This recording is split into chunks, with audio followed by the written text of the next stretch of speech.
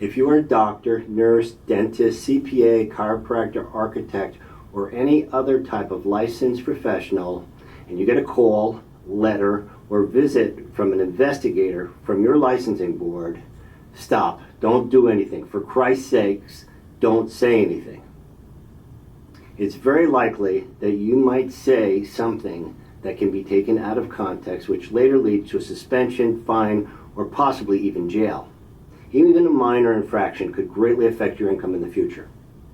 So before you say or do something stupid, you need to speak to an attorney. An attorney experienced in dealing with these types of matters, especially licensing boards. Today's guest is Richard West, an attorney for 30 years. He is an expert in dealing with licensing boards and also worked for the state.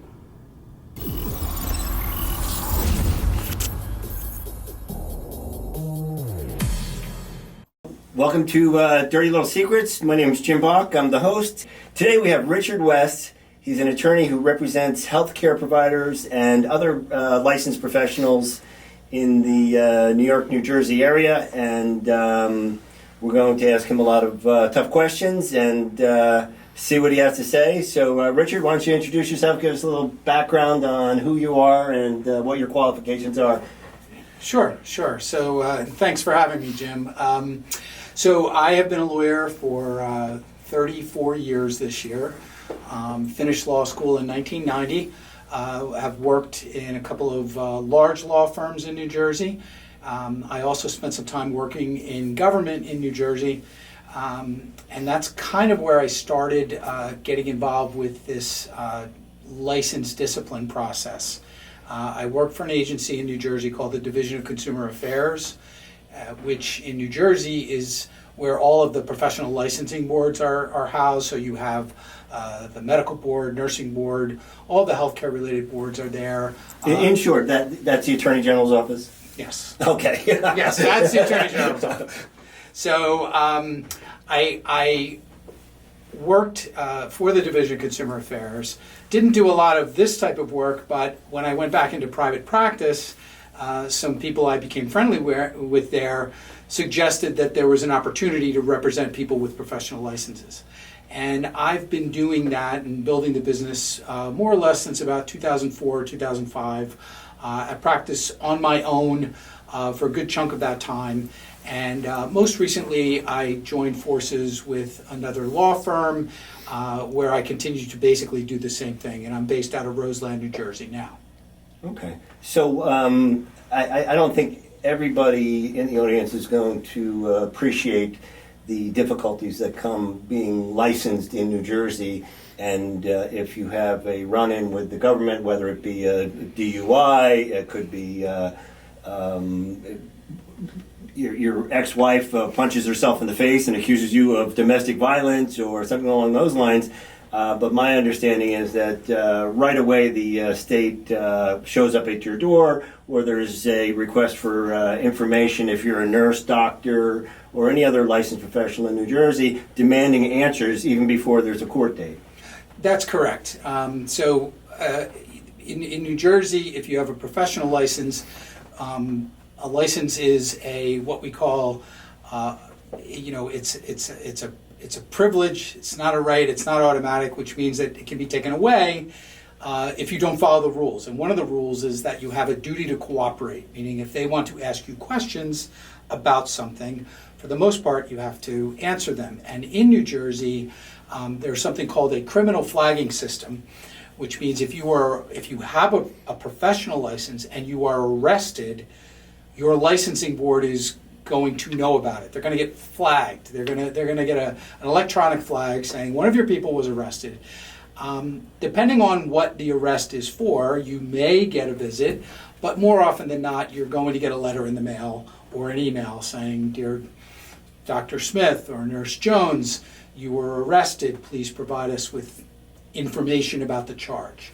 And that is obviously completely different from the criminal case. You might have gone out and hired a criminal attorney to represent you, but the licensing aspect is different, and depending on how the criminal charge is resolved, you might have to possibly be disciplined on your license. Okay, so my understanding is that with the criminal justice system, you have no duty to cooperate whatsoever, no duty to give them any information that might make you look bad, or what is it like for somebody that's facing criminal charges or possible criminal charges where they're absolutely innocent? The danger of speaking to a police officer or an investigator for the state, where if you're a healthcare provider or some other licensed professional, they come asking questions. Are you likely to incriminate yourself without an attorney's representation? Well, I mean, potentially. I wouldn't advise anybody to speak to an investigator from a licensing board without an attorney present, and anything that you say to an investigator for the medical board, for example, that could be deemed an admission and could also be used against you in the criminal case. So you really, it's not advantageous for you to speak to them. And I think a lot of people make that mistake. They think, well, this is my licensing board, they're my peers. I'll explain to them and they'll help me out. And that's not always the case. The problem is that a board can, if you refuse to cooperate with them, they can allege that you are engaging in professional misconduct by not cooperating with them. So I won't call it a trick, but what I recommend to clients, I counsel to clients, is that you counsel them to cooperate within reason and explain to the licensing board and their attorneys that we really can't give you any more information right now because the case is still pending. And when the case is resolved, then you report that into them. Sometimes that can be problematic for a board because, again, depending on the allegation. So, for example, if there was an allegation of some type of violence, sexual misconduct, impairment, a board is, potentially legitimately going to have concerns about whether their licensee is safe to practice while this is still going on. So if somebody is accused of a violent crime, and the board didn't do anything, the board would be getting the phone calls from the governor's office or the attorney general's office, or there'd be an article in the paper about it. So you're kind of navigating through that process while the case is going on. Right. Well, nobody wants to see a kooky doctor. Nobody wants a drunk doctor or somebody who's, high on drugs or, beating up their patient, right, or stalking their patient or anything like that, that's outright dangerous. But what percentage of cases are like that? Very few. Very few. And, in those cases where you have an arrest, for example, just stick to violence. What often happens is that the attorneys for the licensing board will ask that they temporarily surrender their license while the case is going on. In most cases, those people do that because they've got bigger fish to fry if they've been charged with a violent crime. I'm not talking about and I'm not minimizing domestic violence, but an argument with your spouse isn't necessarily going to be in the same category as aggravated assault or sexual assault. So, it is a small percentage, just like it's a small percentage of any licensee category that even gets arrested for anything. Okay. So, if it's a small percentage, what does it take to launch an investigation? Well, it depends on a few things, but does the conduct have anything to do with the practice? So, for example, if somebody, we'll use a doctor as an example, as a doctor is arrested because he was in a bar fight. Does that have anything to do with his practice? No. Did he get into a fight with a patient? No. Does the board want to make sure that their licensee is not a violent person? Yes. But that likely wouldn't trigger an investigation. They would ask for information. We would give them the information as much as we could, advise them that, hey, the criminal case is still pending, and then after it's all done, we'd report it in. Perhaps they would investigate after that. But, and again, it depends on how the case is resolved. If you plead guilty to a felony, that by itself is the basis for discipline, meaning they could punish, suspend, potentially revoke somebody's license for, pleading guilty to a felony, or if you were found guilty before a jury, right there, you've got a problem. But if the case was resolved, say the case started out as a felony, but became a municipal ordinance or something much smaller, chances are it's not going to go much further than that, unless it's tied to your practice, right? So another example, I have many cases in which we'll use a registered nurse or an LPN as an example that might be charged with some type of petty theft. That is going to probably get a second look by the nursing board because, on the theory that while you're around patients a lot, is it possible that you could be stealing from patients?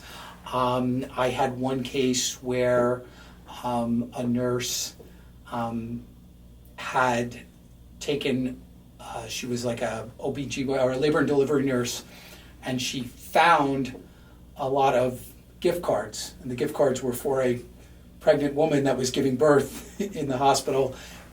They tracked it down, they investigated, and although the nurse ended up pleading to a lesser charge, the nursing board was adamant that she be punished because their view is she stole from a patient. Mm-hmm. So, okay. What about anonymous tips? Say you're pissed off at your husband, you're getting a divorce, the woman's upset, she writes a anonymous letter to the medical board saying that, claiming false accusations. How much time and effort and how long would that process typically go on from the moment the complaint was launched? Do they even look at it? Do they take it seriously? They'll generally look at it. In my experience, just about any complaint, unfortunately, they want to, these licensing boards, they all have their own staffs. It doesn't go to one place. So the medical board has people, the nursing board, the chiropractic board. They want to be seen to be serving their constituents who are the residents and patients of New Jersey. So even if it was an anonymous complaint, chances are, if that complaint was about a doctor, the doctor would get a letter. Dear Dr. Smith, we received the following complaint. Please provide a response. If that person comes to, and they usually give you 15 or 20 days to answer it, there's not much to answer for there because you're basically saying whether you're doing it yourself or you're doing it with somebody like me, we deny everything. There's no basis to this. And by the way, this is anonymous. I mean, do they let you know it's anonymous, or is it just... Generally, they're going to send you a copy of the complaint. Okay. Right? So, now, there are some times where they might not give you the complaint, but for the most part, they're gonna mail or email you a copy of what came in. So if it was a identified complaint, Mrs. Smith complained about you, Dr. Smith. Here's a copy of what she wrote. Please respond. And in the anonymous complaint, I've worked on those before, where there's, here's this. And again, depending on the interview that I would do with the client, whether the client could identify, perhaps by the language that's in the anonymous complaint, whether the doc knows what this is about. But if the doctor has no idea what it's about, we would just say, this is an anonymous complaint. We deny any misconduct. please confirm that you've received this. And then what happens is, and in the medical board, there's a committee that reviews complaints, a committee of the full board. They would review the complaint, review the answer, and then decide whether or not to take further action. Those types of things where there's like either anonymous or there's a complaint with virtually no merit to it at all, that process can take a few months, not because they're spending all that time working on it, but just because of process. Mm-hmm. It's government, things sometimes can be slow. A couple of different sets of eyes have to look at things.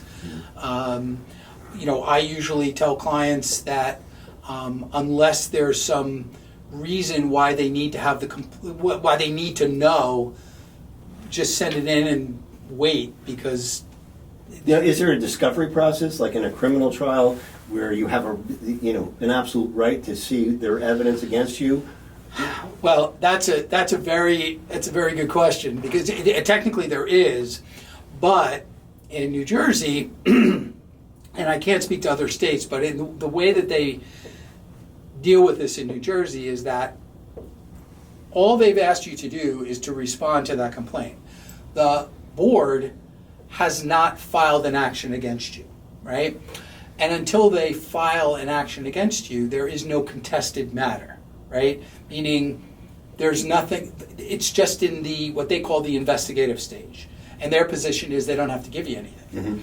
Mm-hmm. I often have this discussion with attorneys for various boards because, I've had a couple of cases recently that involved alleged abuse that was caught on video.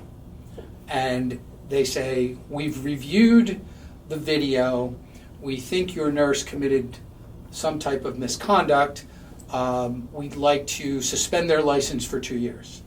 And I say, my client has denied it, I haven't seen the video, you got to show me the video. And again, they hem and haw, but ultimately if they are trying to resolve the case, they're going to give it to me. If we didn't resolve the case and they filed an action, the action is going to be heard in the Office of Administrative Law. So it's going to be a third-party judge that doesn't have anything to do with the boards, and then we would get discovery. They would, they are required to provide you all the support for what they're claiming. But that's after they're charged. That's after they're charged. Just like now, can they hem and haw and not give it any information? I mean, I've never had that happen. I suppose it could happen, but in the cases that I've had that go to that administrative law court, they generally want to give you all the evidence, mm-hmm. because they're if they've gotten that far and they haven't been able to negotiate a deal, they're throwing everything they have at it. Mm-hmm. All the evidence that supports their claim. Got it. I mean. I don't like, sometimes I feel like it is a game, sometimes in the beginning with, there's no complaint filed, formal complaint, but they're saying, oh, we know he or she has done something wrong. And I say, well, we haven't admitted it. You have to show me what supports your claim. And, there's a little bit of back and forth about that. But eventually, if they're looking to resolve it, they're going to say, Rich, this is why we think your guy is guilty, because he did something wrong, and we have this evidence that shows. I mean, it's in their interest to give it up. Mm-hmm. Okay. I've heard some cases or situations where I've known some doctors that the state shows up at their office, and there's a demand for records. They come in like the Gestapo with 4 agents, and they're taking pictures of everything. They're going through charts.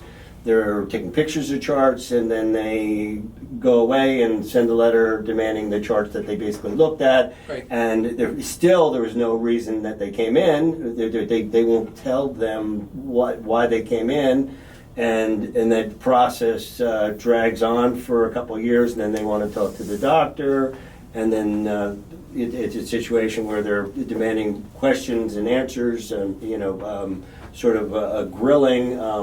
3-4 years later, and still nothing, and then it sort of evaporates into the ether where nothing ever happened, and the guy spent thousands of dollars on attorney fees, Right.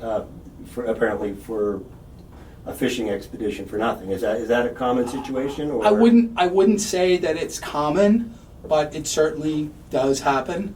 As part of the licensee's duty to cooperate, there is a provision that allows them to inspect a premises, right? And this is all in, again, the basis for it is this duty to cooperate, and their justification for it is the duty to protect the public, right? So if they have information which suggests that there are conditions at that office that are a problem, but more often than not, it starts something that does unfortunately last for a very long time, and they, again, a cynical person might say that when they go in and they do that process and they start asking questions, the licensee is potentially going to be nervous or scared and may make admissions that he or she might not otherwise make if they had the advice of counsel, if they had time to prepare,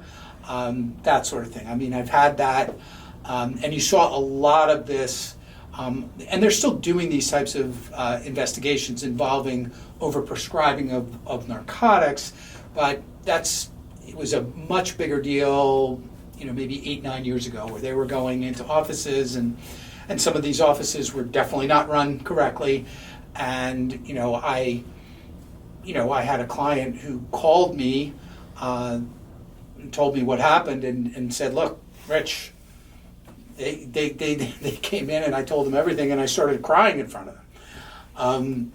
Not the best look, not the best face to try to defend a case. It was that, at that point we were trying to mitigate because he did some damage, during that. So,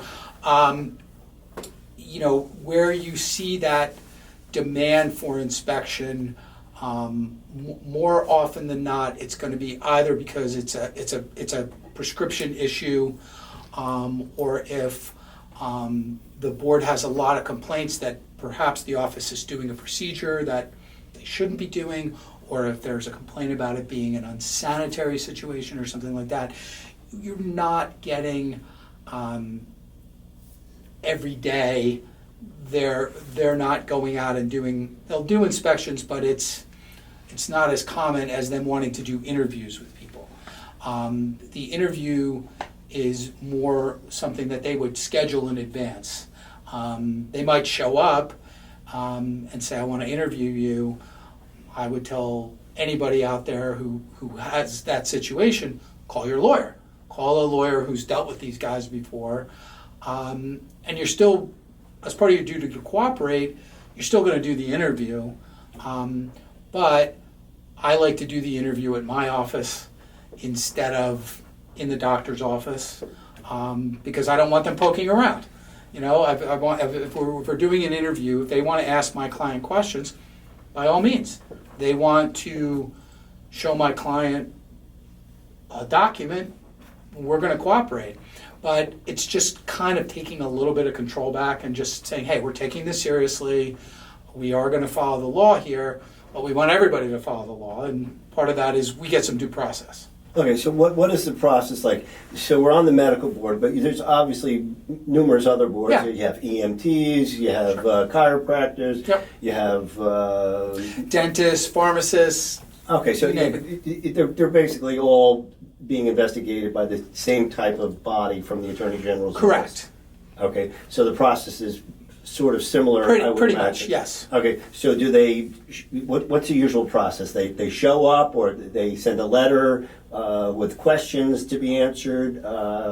Well, it depends on what it's about. So if it was a complaint that came in, a one-off complaint, right? I don't like Dr. Smith. He's a jerk. He was mean to me. Whatever. That's usually going to be a letter.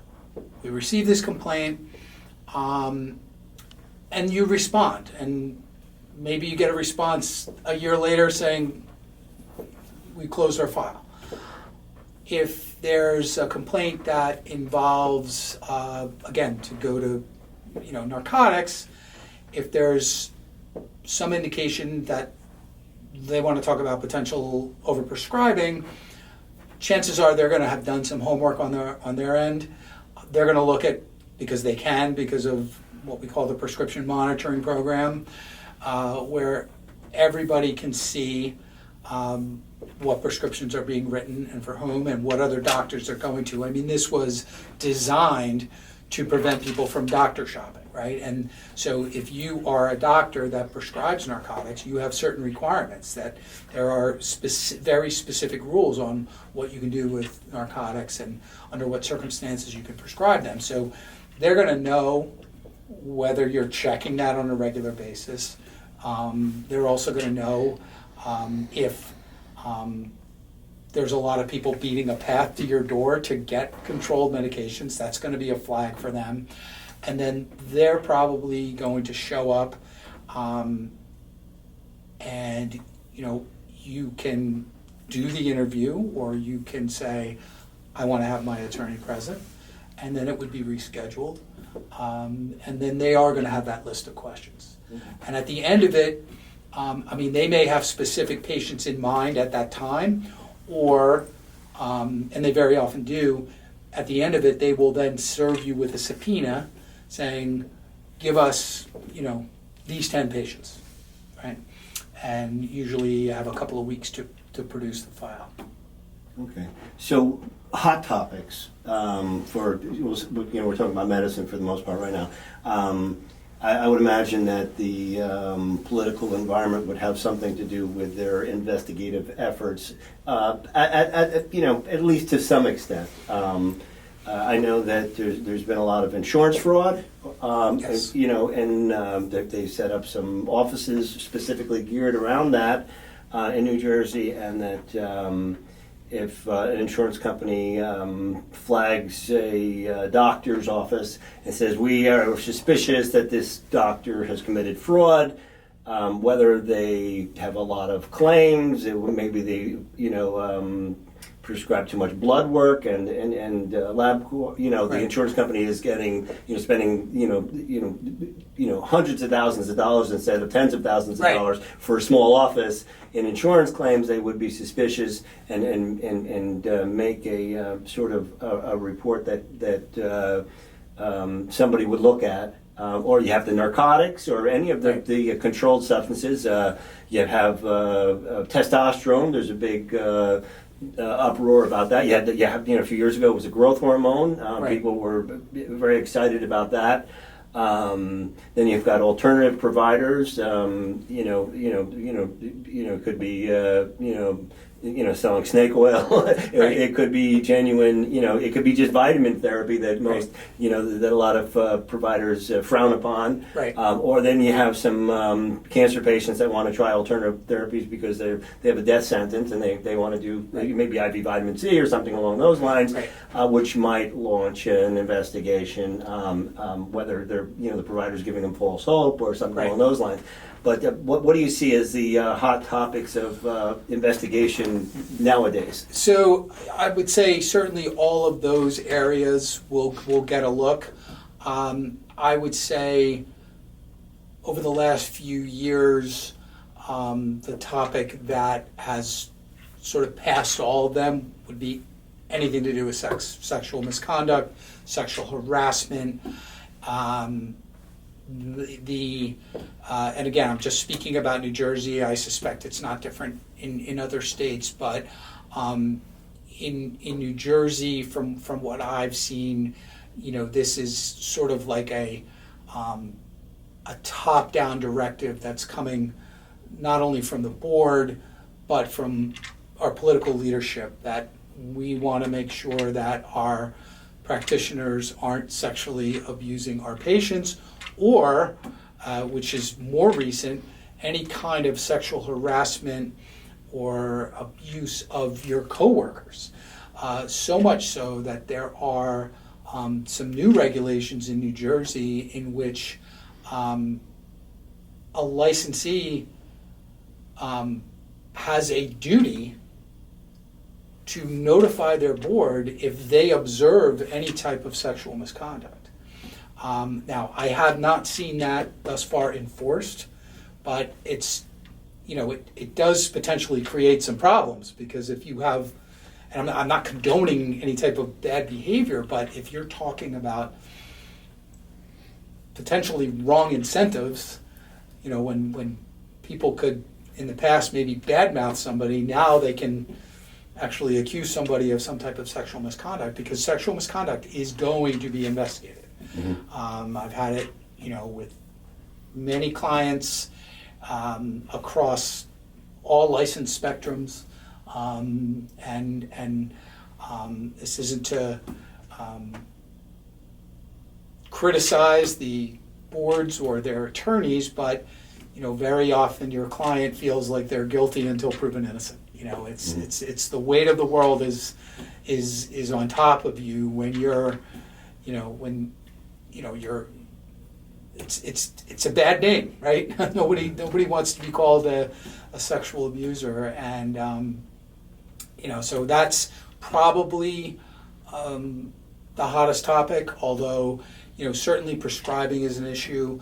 With respect to insurance, I feel like that is being driven more by the industry, with the insurance fraud prosecutor and the licensing boards kind of following behind that. So, the insurance companies are all about reducing their costs, and so they do these audits of practitioners where they say, hey, we want to look at some files, and they come back and they say, well, we found these problems with your billing or with your documentation, and that what you and I might think is a problem or a mistake is invariably fraud in the eyes of the insurance company. You've defrauded us.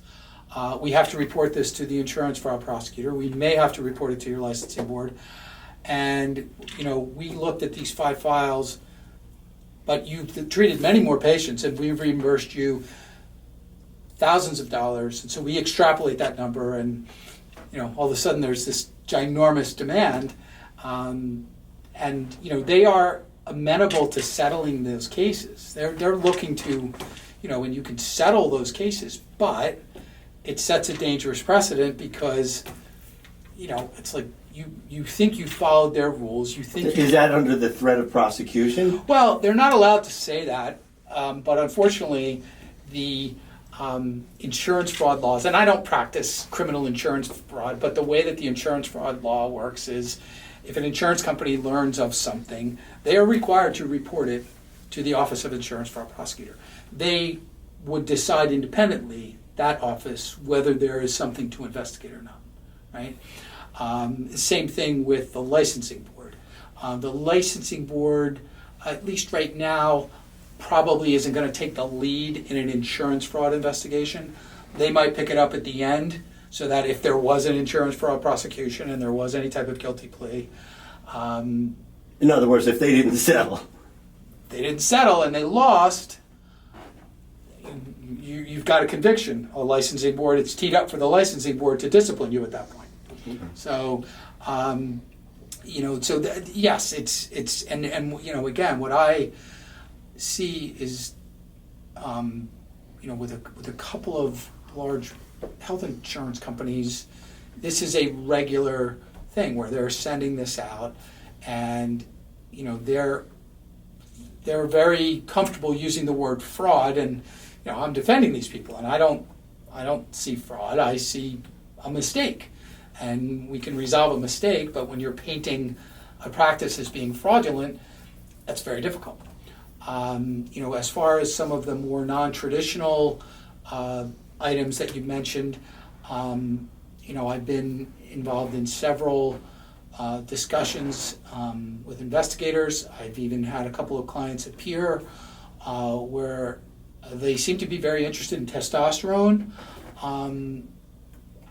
I don't know why. There seems to be plenty of, again, I'm not a physician, but most of the clients that I've worked with on this issue seem to readily have plenty of support for their decisions with respect to prescribing testosterone.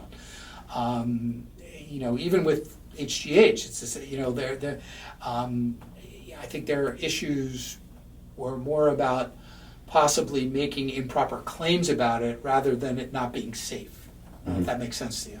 Okay, what about the woke culture? Do you see any cases where doctors are going into sort of a gray or dangerous area, prescribing hormones for children? I haven't personally seen it. I suspect that is on the horizon. There's certainly going to be investigations involving that. I think where, at least, if we're talking woke,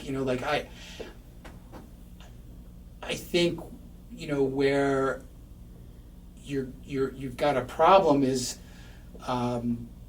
potential problem is with licensees, physicians who elect not to do that, from a conscious perspective, and they end up maybe losing a hospital job or something like that. I don't know how much interest a board is going to have in that. Mm-hmm. So I think that's on the horizon.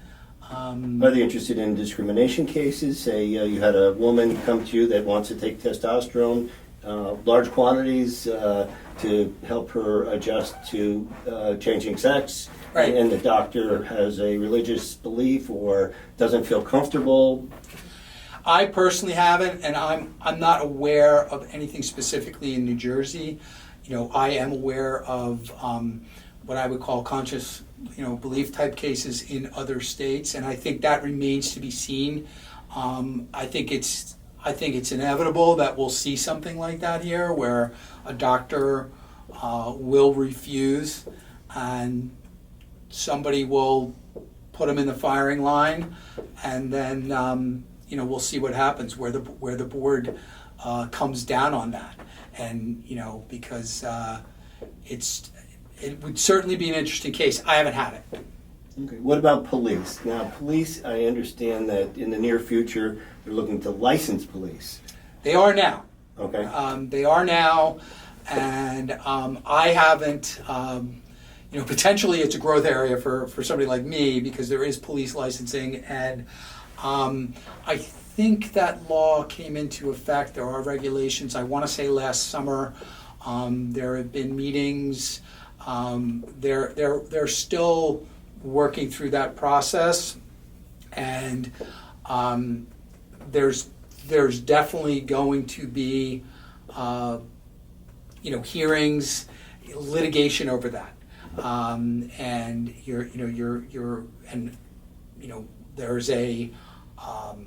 there's a couple of different levels to it. There's an initial review body, and then there's maybe a higher level in New Jersey. And I'm sure that once they start issuing more decisions, and if those decisions aren't favorable to the police, there are going to be people that get involved in those types of cases. I suspect a lot of those cases, police traditionally work with unions that have a relationship with attorneys, and they're used to dealing with that. But I think there's invariably going to be discipline cases out there for police. Okay. So, say there's a doctor, and the doctor has a bad employee. Is the doctor responsible for the employee? Is there a supervisory sort of responsibility for their employees? Yeah, I mean, where they can lose their license? Potentially, yes. I mean, potentially. Now, when you say employee, are we talking about a licensee for, like a nurse, or are we just talking about a medical assistant that may not have a credential, but it depends on whether, there's like the standard, if it was like a negligence case, were they doing something in the scope of their employment, and did they do something that caused injury to a patient? Potentially that's solved by like a traditional malpractice case. But there may be some aspect of it where the board, maybe it was repeated, maybe it was just so glaringly careless on the doctor's part that the board says, hey, this is actually professional misconduct. It's not enough that your malpractice policy paid out some money. We want to smack your license too. That's entirely possible.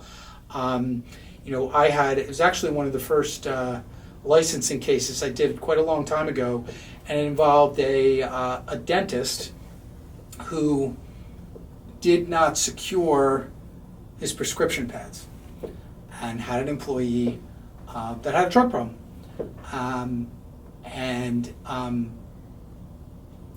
Just got arrested. The woman got arrested. The pharmacy called him repeatedly and said, "I think somebody is forging your scripts."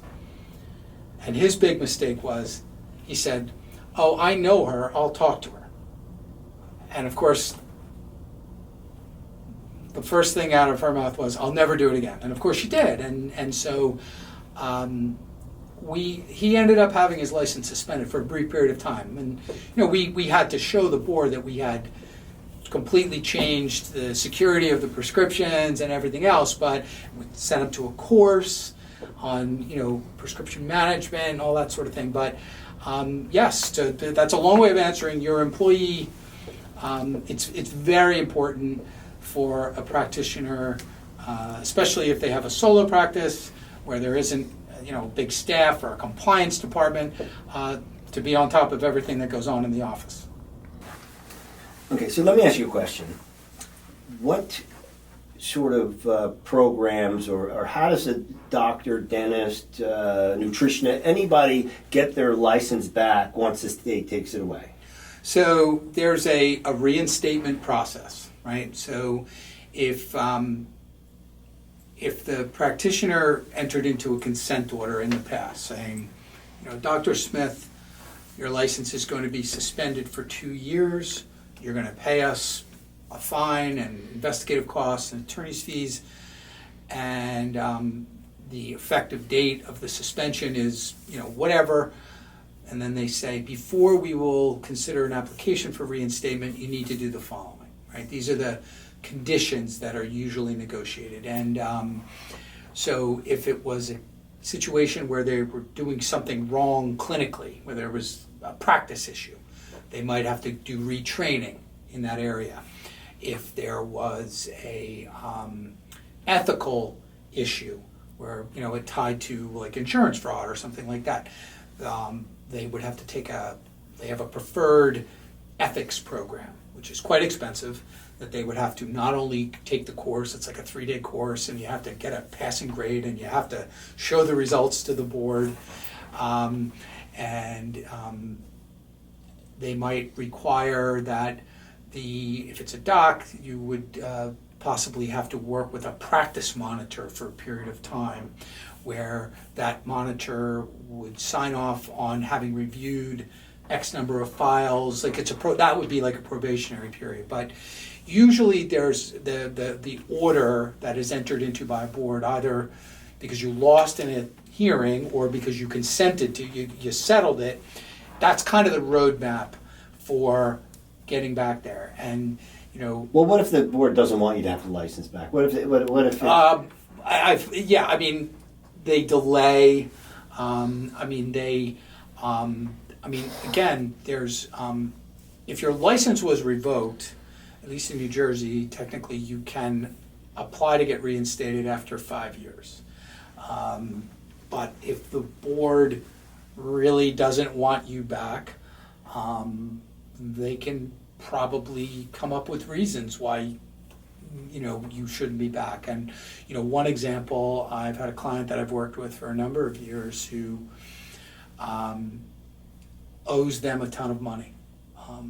Had 3 different cases with them, and this is another topic we haven't touched, is that all of these laws, that the licensing laws, have an attorney's fees provision in them, so that if you tangle with these boards and you lose,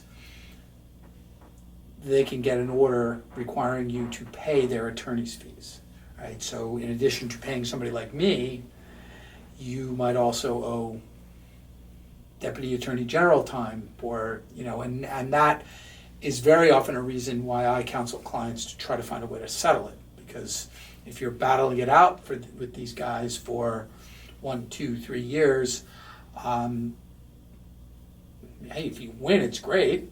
But if you lose, not only are you looking at the discipline, you're looking at, another $50,000 in their legal bills. Okay, so for argument's sake, say there's a doctor and he's got a duty to cooperate, and the board says, okay, we want you to answer questions, and the guy's like, this, I don't have time for this. It's, I'm going through a divorce, or his kid's got cancer. He's got just a life situation where he's like, fuck you. He's like, forget about it. I'm not doing it. He says, take my license. I don't give a shit. I'm licensed in 49 other states, and that's his position. And all of a sudden they take New Jersey, and all of a sudden the other states are like, what's going on? And then one by one, a lot of them are disappearing. Right. And now the guy wants his license back, and it's only been a year or two. At that point, I would imagine he could come to somebody like you to try to state a case for him. Or what would you do under those circumstances? After hitting myself in the head and saying, why did you do it this way? Look, there's it depends on what he got suspended for, right? So if he just sort of walked away and there were no findings, like he just walked away because he wasn't cooperating with them and they didn't find that he did anything horrifically wrong, there's a path to reinstatement.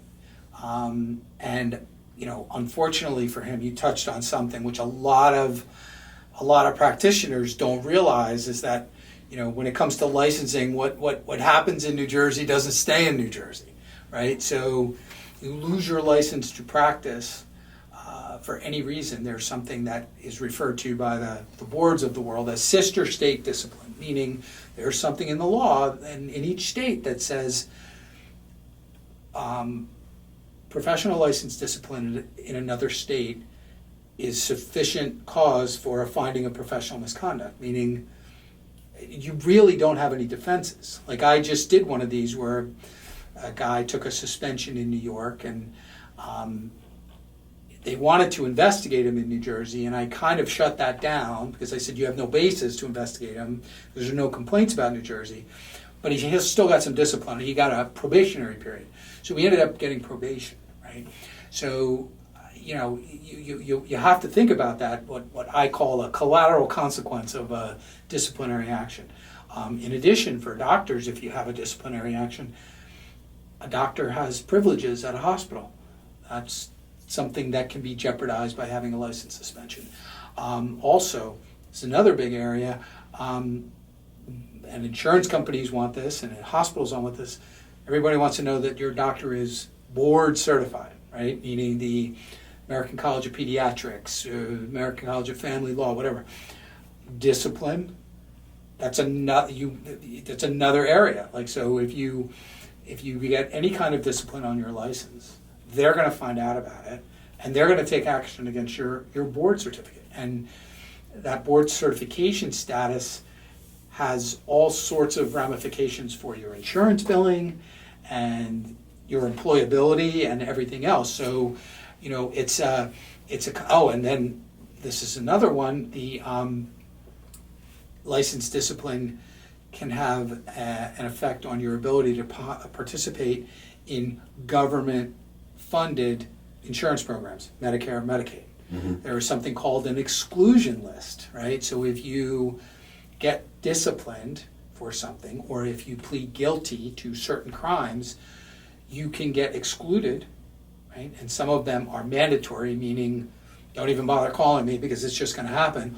But then there's a whole other category that are what we call permissive exclusions, where we might be able to say, hey, we can offer mitigating evidence, right? So I've had a number of nurses over the years that had their license suspended for not complying with their alcohol and drug monitoring. And I know we're going to talk about that in a sec, but and they get their license suspended, and then they get back into their program, and they get their license reinstated. But what they didn't realize is that once your license is suspended, Medicare, Medicaid finds out about that, and it's not automatic, meaning it's two different parts of government, so you have to get off that list because the nurse thinks, hey, I got my license, I can go back to work at that hospital, I can go back to work at that nursing home, and the nursing home says, yeah, we checked you out, we can't bill you, so we can't hire you. And you have to go through this whole other process getting off the exclusion list. So a lot of complicated things can happen as a result of that doctor's decision to just give the license back in New Jersey. Yeah. Now, what about the rehabilitation of problem licensed folks? Say they have a violence problem, or they have an alcohol drug problem, or they're a shoplifter, or they have some weird thing going on that makes them on the radar, and they get slapped on the wrist, or they get suspended, or there's something that is going on with them psychologically. The various boards, I know. I guess there's a RAMP program. Sure. What's that? What is that? So in New Jersey, the RAMP program, RAMP stands for Recovery and Monitoring Program. It is a nonprofit that was organized under the auspices of the New Jersey State Nurses Association. So it's not affiliated with government, but it is the nursing board's contracted provider of monitoring services. So if you are a nurse that has an alcohol or drug problem and was reported, or you self-reported, you would be encouraged and arguably forced into some type, first an evaluation and then potentially a monitoring agreement with RAMP. And that monitoring involves getting regularly and randomly tested for alcohol and substances, and also participating in various kind of like recovery sessions. You might also be requested to do outpatient rehabilitation. They have a list of things that they can ask for. The good news is that it's treated as it's referred to in the law as an alternative to discipline, meaning we might be able to suspend you based on your inability to perform your job because you're impaired, but if you do what we tell you, you don't get disciplined and you still are able to work. The problem is it's a very lengthy process, at least with the nursing board. Most people are in for 5 years of monitoring. Oh boy. Which is quite a long time. That's exclusive to nurses. There's another program which provides services to just about every other medical category: docs, dentists, pharmacists. That's called the Professional Assistance Program. They're very similar programs. I sometimes have had difficulties with both, just depending on a client, that sort of thing. But the goal is to, if you want to keep working and you don't want to get a mark on your license and you're committed to recovery, that may be your only path, is to just be, you're essentially handcuffed to it. Sometimes it's not fair. Sometimes people probably don't need to be there for 5 years, but the board and certainly RAMP's position, the Board of Nursing's position is we need to make sure that our licensees are providing care and they're not impaired. And unfortunately, for people in recovery that have these licenses, they're not going to get much sympathy. It's kind of their way or the highway, basically.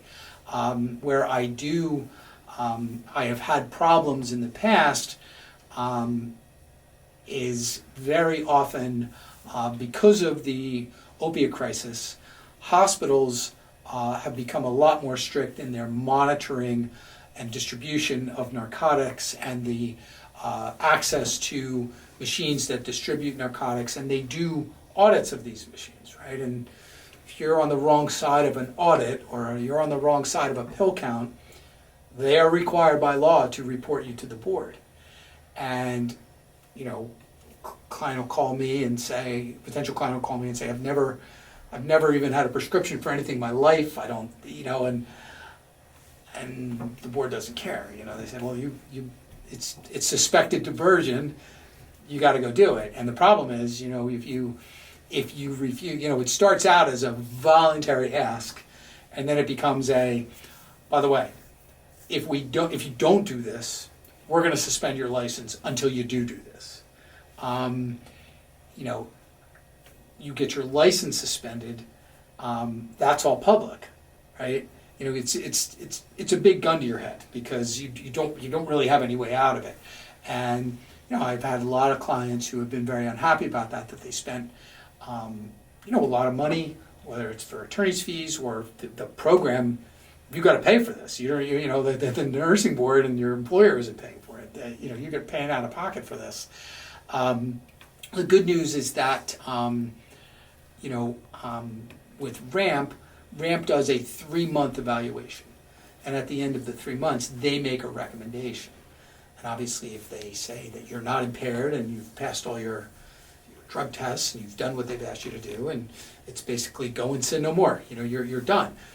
If, however, they say, well, we sent you to see this alcohol and drug counselor, and they came back with a diagnosis of substance abuse disorder, therefore, we need to monitor you for the next 5 years at your expense.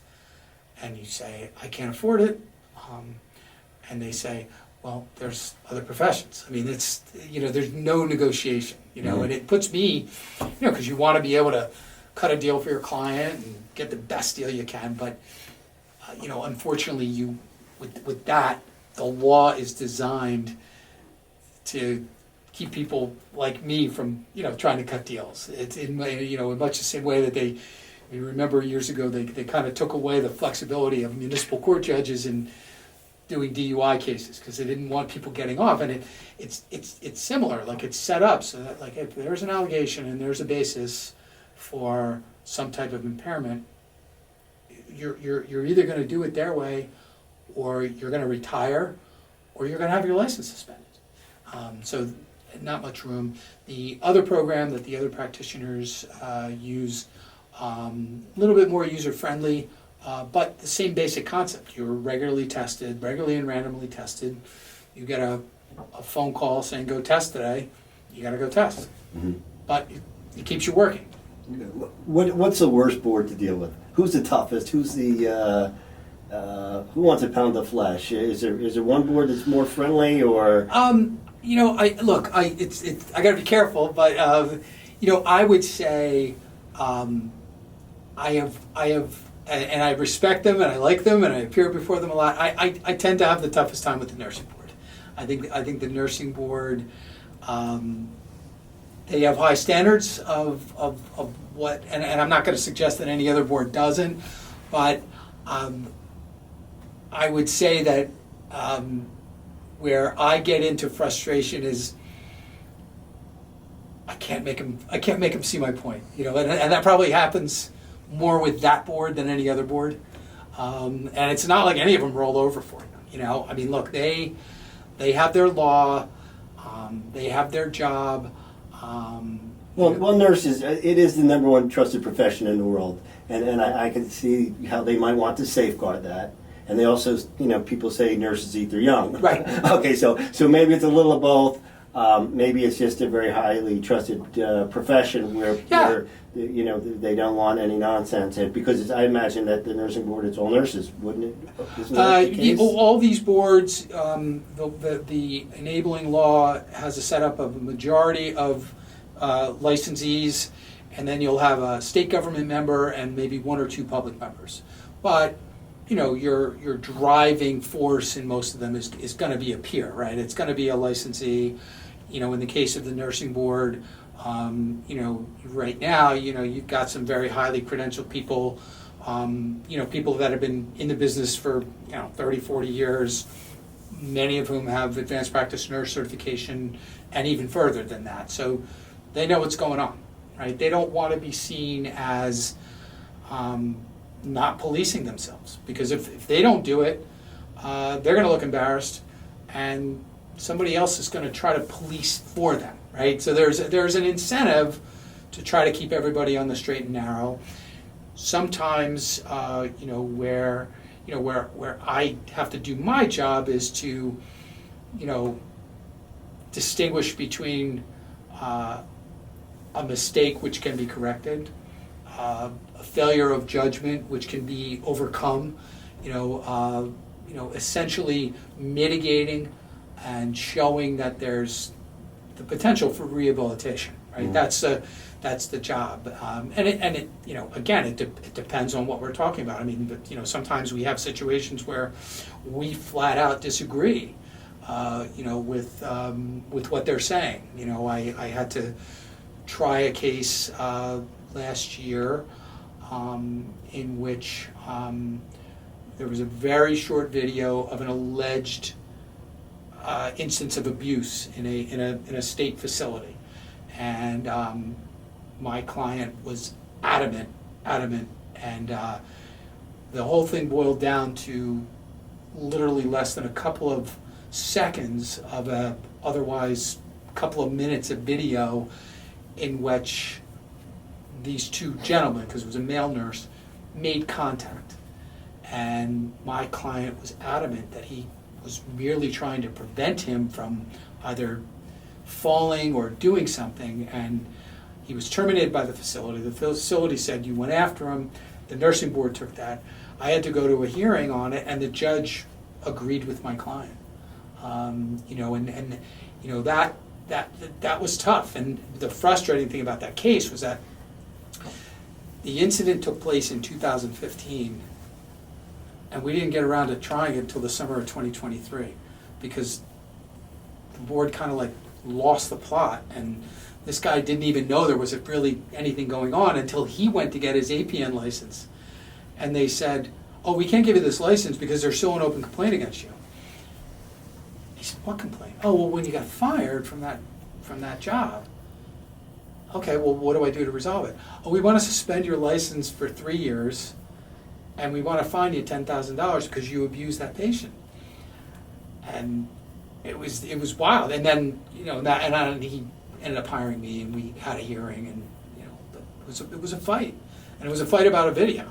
So it was kind of interesting. Now, would he have grounds against the employer possibly, or statute of limitations? Yeah, I mean, there's all sorts of issues. I mean, look, there and the case is a little bit. There's aspects of that case that are a little bit more complicated with the delays, but and I'm not really an employment lawyer, but one of the concepts is the board, in my opinion, dragged its feet for at least 3 years on considering his APN application. And Jim, the salary difference between what a registered nurse can make in this state versus a APN can make. Mm-hmm. We're talking about a lot of money. But and he may consider something like that. I don't know, but I did what I needed to do, and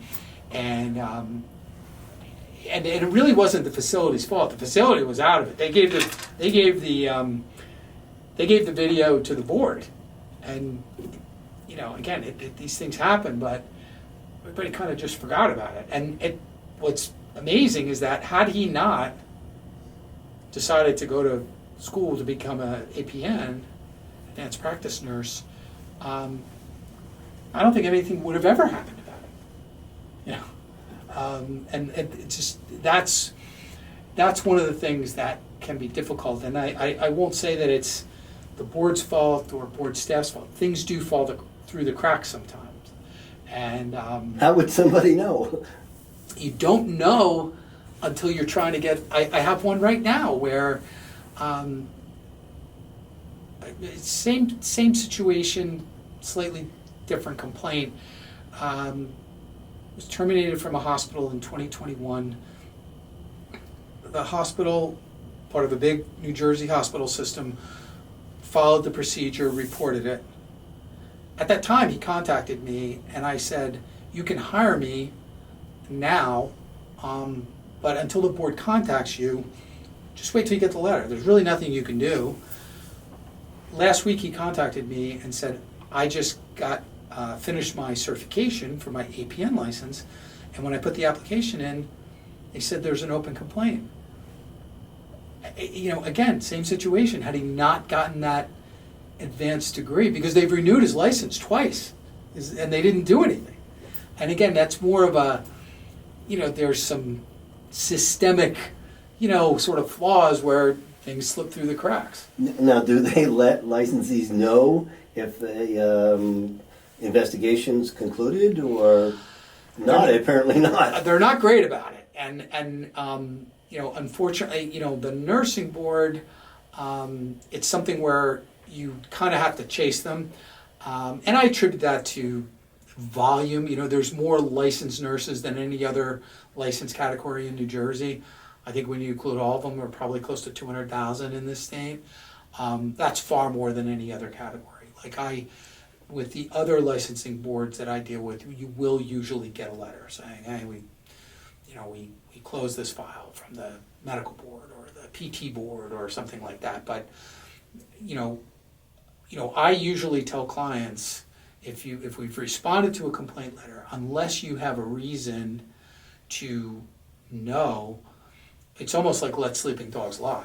But there are times when a client will want that information, either for a new job or maybe they're going to get licensed in another Well, it's got to be at some point where the board is not going to have much of a case if it was safe enough for this guy to continue his to get renewed nursing career to get without renewed, any issues. Yeah, multiple times. Yeah. The judge has got to take that into consideration and say, where was the danger posed if this guy continually was renewed? And that ultimately, I suspect, was, look, I thought that the client did a really good job. We did the hearing via Zoom. I think he was credible, and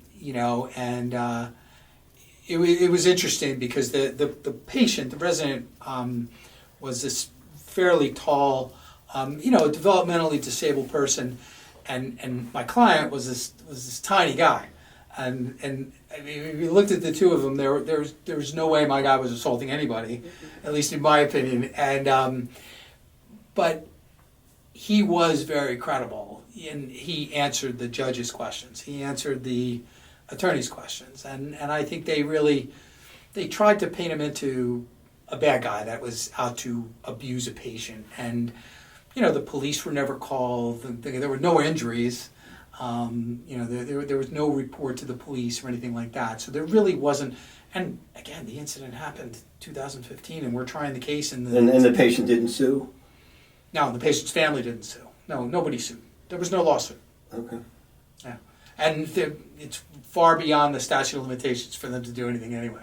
Okay, so what do you see as far as people that don't take advantage of an attorney? I mean, I would imagine that somebody gets pulled over by the police and they say, "I'm not answering any questions," or they answer questions, and I'd say the vast majority of those people just go scot-free. How much different is that than an inquiry from the medical board or the nursing board or chiropractic or dentistry? Look, I tell, I've spoken to students in various disciplines like this. I've spoken to associations. What's it worth to you? It's your license. I mean, it's your ability to feed your family. And I would always tell somebody to put pause to any question that anybody is asking you. Whether or not they try to put pressure on you, and that is possible. Hey, we just want to ask you a few questions. They might say, well, you really have to answer our questions, and that may be true. It doesn't mean we have to answer the questions right now. Well, what if they're not licensed? If they're not licensed? If one of these boards comes and says, hey, you're doing massage, or you gave this lady a foot massage and you're not licensed. You have, I mean, look, it's been attempted, and my position is you don't have a license. They have no legal authority to even ask you a question. You have no duty to respond to any of their questions. You don't have a duty to open up your premises for inspection. The duty to cooperate applies to a licensee. Now, that's not to say that a board can't allege unlicensed practice, right? They could file an action in Superior Court. Unlicensed practice of medicine is a crime in New Jersey. Mm-hmm. People can go to jail. I don't know that it's ever happened, but it can be a criminal charge. But there are protections the legal system has protections for that. But if somebody was, if a board or a board investigator came to speak with you, demanding to be let into your office, and you don't have that license, my inclination would be, sorry. Well, what if you're an unlicensed employee? Say you're a receptionist, and the medical board comes to you and says, "Hey, Mary, we want to talk to you." No, you have no duty. Your boss's license does not impart any duty on you as an employee. Whether or not, I mean, you may choose to,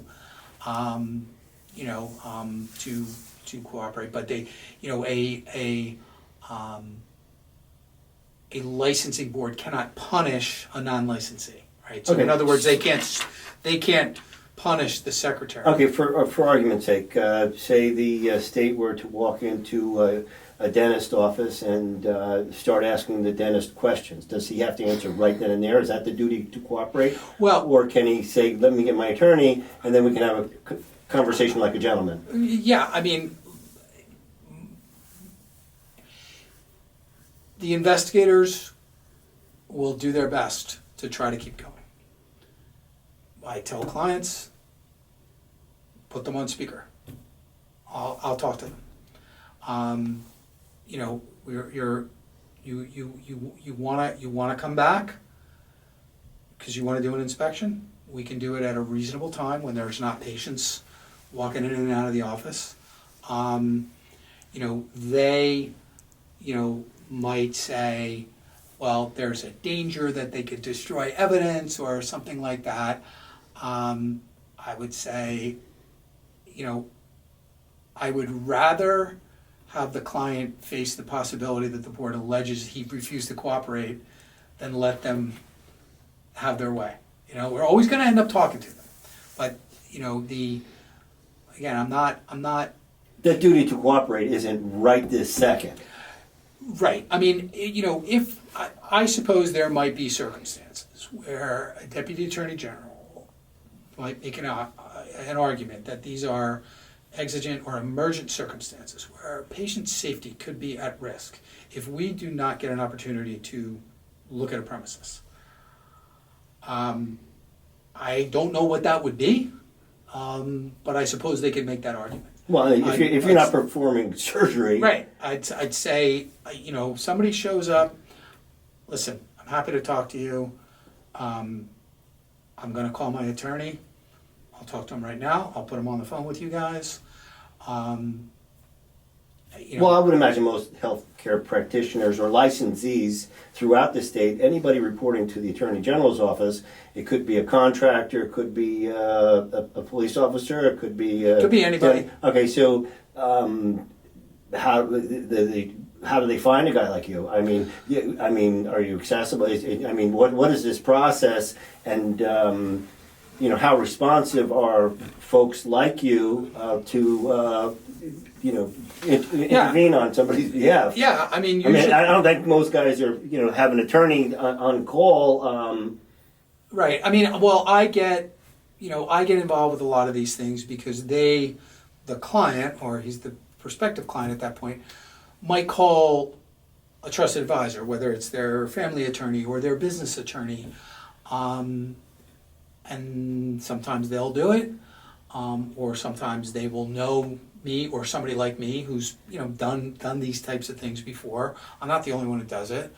I get a lot of work from criminal attorneys who represent these folks in various things, and just over the years we've gotten to know each other because they don't necessarily want to get involved with the licensing part, right? Right. It seems like a unique sort of little area, unlike criminal law, where any criminal attorney, but you're dealing with boards and, Right. and sort of their individual processes and personalities. How many attorneys, say somebody got a call, you got a call from somebody, for the medical board or the nursing board. What is the likelihood that you're going to know the investigator or the attorney on that's coming at your client? Yeah, it's pretty high. It's pretty high that I'm going to know the investigators. I'm going to have dealt with them it's very high that I've dealt with the attorneys. Although, there is turnover. People move on, people retire, but generally, I'm going to know them, and I'm going to, try to figure out what's going on. I mean, I'm always, I got to know what's going on from the client first. What the client's story is, what the potential exposure is, and then, what the board is thinking. There's lots of things. At the beginning, what we were talking about, the client gets a letter because he or she was arrested. Chances are that has not generated a lot of board interest. It's a matter of routine. They need to follow up because a board never wants to ever be accused of turning a blind eye to something. So if they have notice from a criminal record that somebody's been arrested, they're going to take that step, which is, here's a letter from the board saying, tell us about that. You're not really you're on the radar screen, but you're not dead center on the radar screen. If, however, something happened at a hospital that was very public, or there was a newspaper article, something that was generally available, they're gonna take a much bigger interest in it, right? Yeah. Because they're going to be getting, most of these people work, and for the licensing board side, they work in Newark, the medical board's in Trenton, but if people up in Newark get calls from people in Trenton, it means that people are looking at this. And so if you're a licensing board, nobody likes that type of attention. They need to do their, that is their job. Well, how often do you have to call bullshit on the board? Because I can imagine in every licensed profession, there's a duty to cooperate, okay, probably. In most instances, say you're a contractor or a dentist and they own apartment buildings, right. And all of a sudden the guy from the Attorney General's office, oh, well, you own these apartment buildings. Is that an area? Do they have to cooperate in every area of their life? No. And so, and again, I mean, it's limited to, the duty to cooperate is limited to those areas that the board has purview over, right? The exception to that would be if they want to ask about a criminal conviction, which, a criminal conviction by statute is arguably, it can be disciplined. So they would be able to get that information. But, if they were asking questions about a business venture unrelated to your practice, or even if you were to ask questions of a practitioner who's licensed in multiple states about their practice in another state, I'm generally going to object to that because unless it ties into some sort of conduct in New Jersey, you don't need to know about that.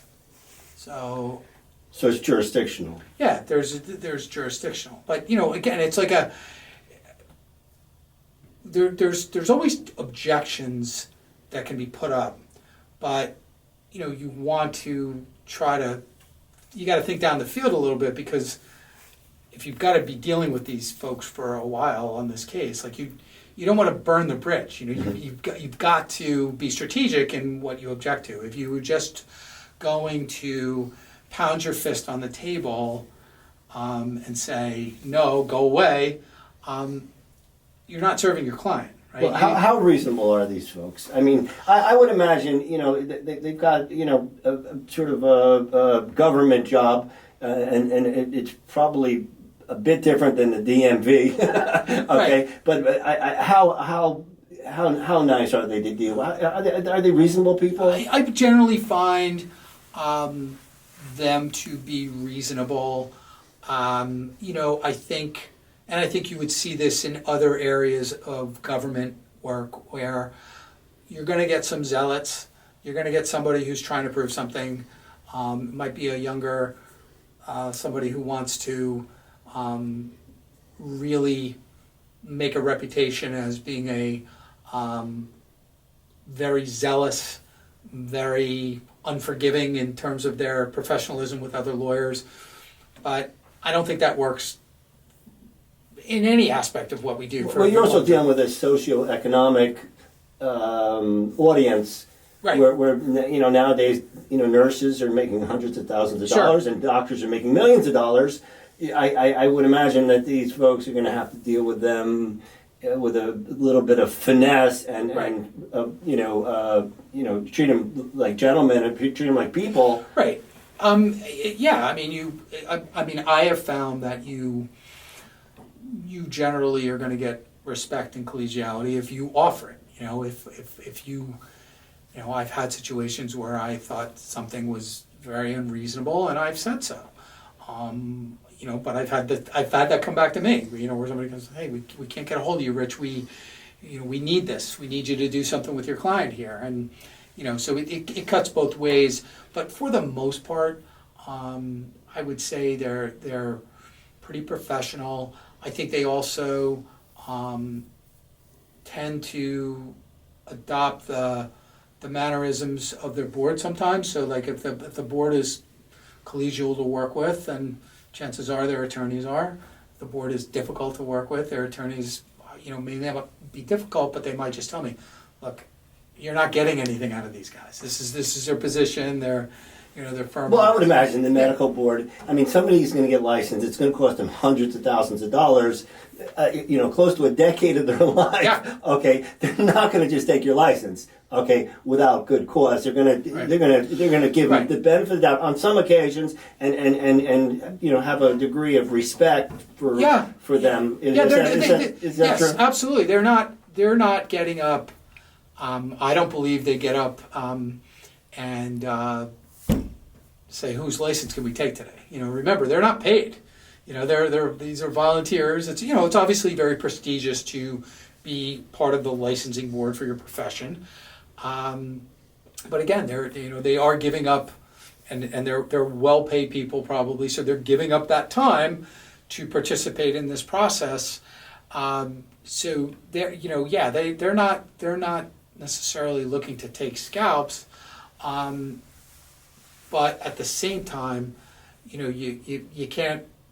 I don't recommend running over them. I don't recommend disrespecting them. And my most difficult client engagements tend to be with people who either can't or won't acknowledge that authority, right? Like people who have trouble with authority. So if you have I had a client years ago. He's passed away. Larger than life person in many ways. A very smart man, very prestigious, very litigious in all aspects of his life.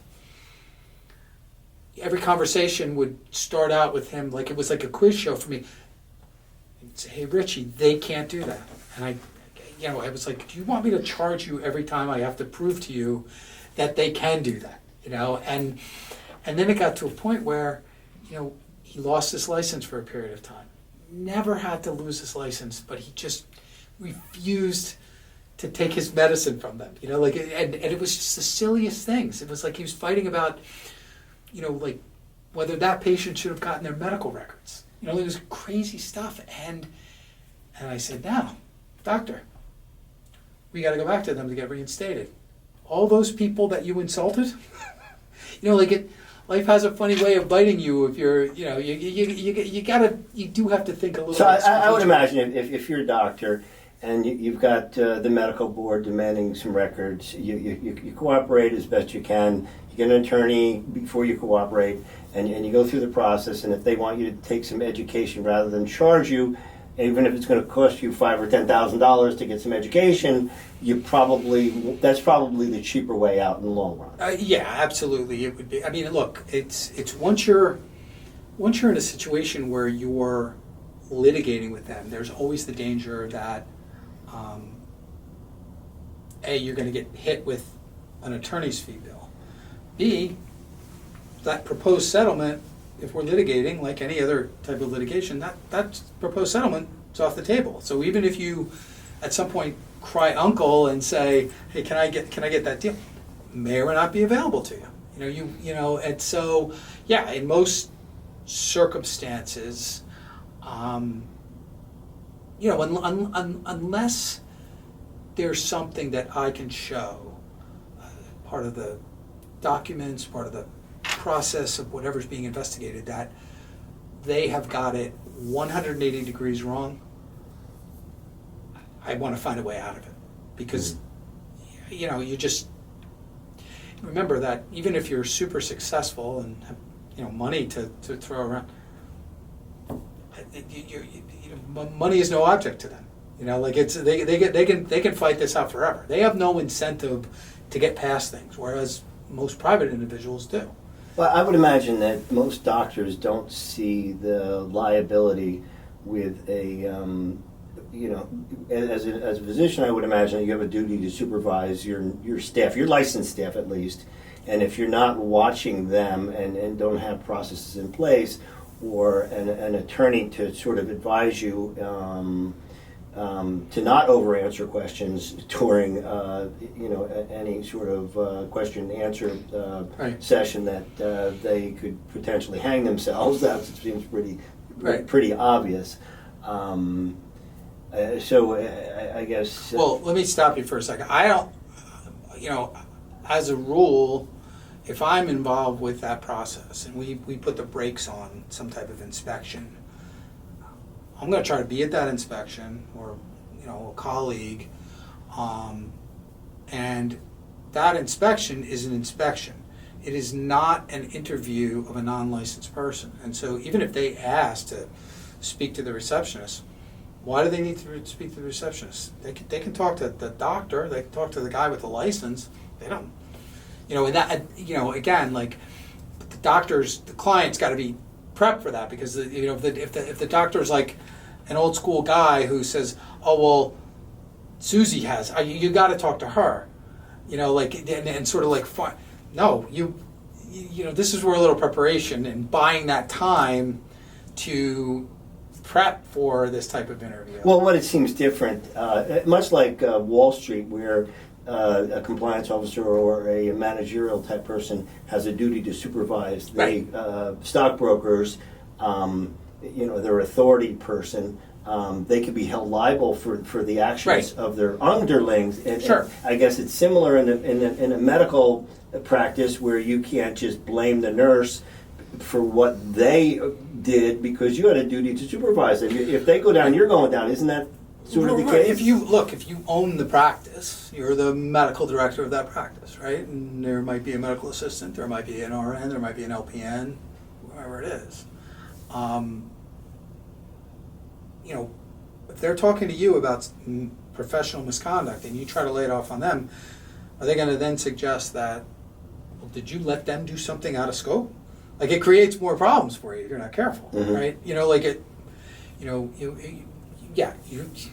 you want to have, again, depending on the size of the practice, you want to have procedures, right? You want everybody to understand their position, what they can do, what they can't do. Now, can you do a compliance assessment for a practice? Sure. We've done that type of thing before. You know, an assessment that looks at procedures. You know, everything from, you know, records, HIPAA compliance, to medication issues, to files, and, you know, and also, you know, basic personnel. You know, I mean, I'm not a labor and employment attorney, but, you know, there is some common sense things. You know, in addition to, you know, your, I think having counsel involved with that is a great idea. But a resource which can be very helpful to docs in particular, you know, you have malpractice insurance. You're required to have it. Very often the malpractice carrier has freebie information that they provide. I don't think it's a substitute for having, you know, picking up the phone and calling somebody like me who, you know, does this, but, you know, it doesn't hurt to get educated. Mm-hmm. So. Anything else that might be helpful for No. people out there, you know, in any licensed profession in New Jersey? Yeah, I mean, the most important thing to me is you moved heaven and earth to get the license, right? You went to school, whether you had your family supporting you or whether you paid out of pocket yourself, and it really doesn't matter what type of license it is. And, you made that investment. Understand that there are things that can happen that can jeopardize that investment.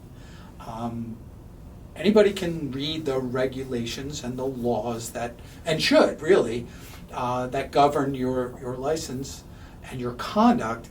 But I think it's a good idea to have an attorney involved, not to hold your hand through every aspect of your life, but to know that there's somebody that you can call, because stuff does happen, and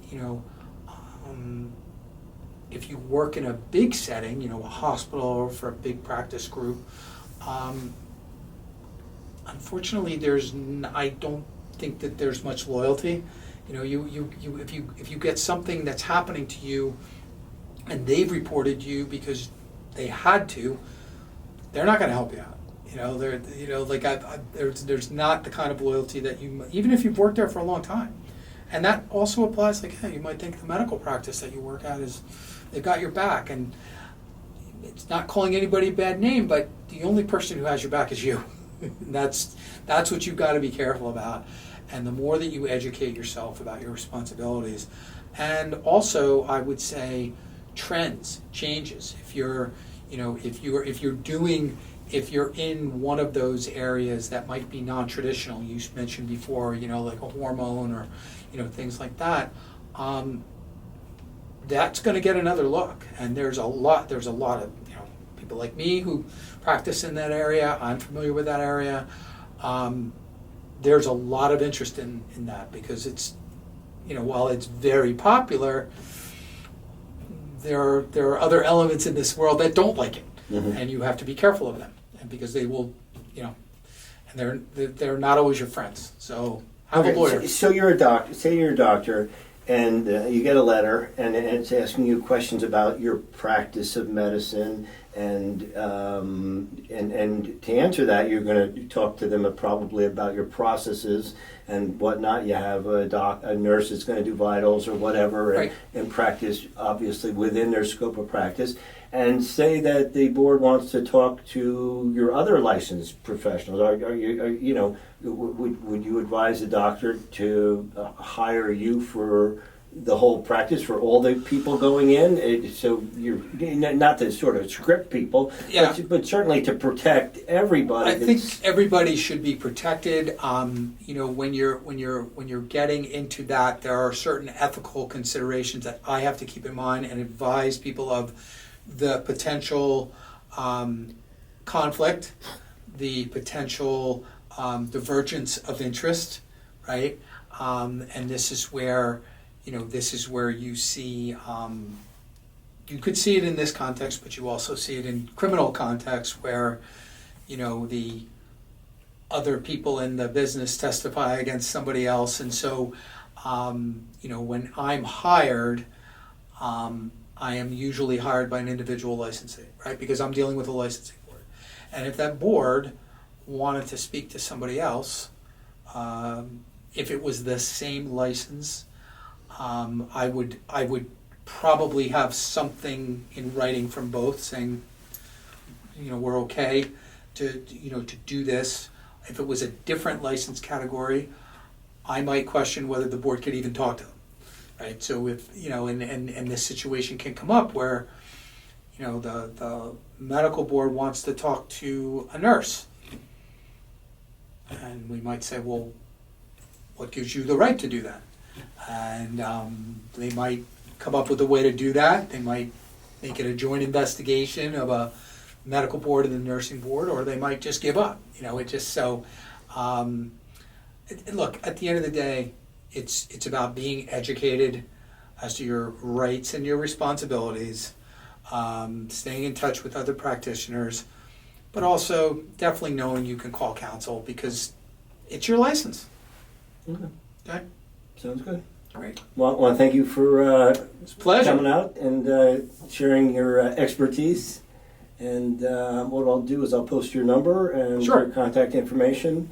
And if anybody wants to get in touch with you, Have at it. Happy to help and appreciate it. Okay, thanks, Al. All right, Jim.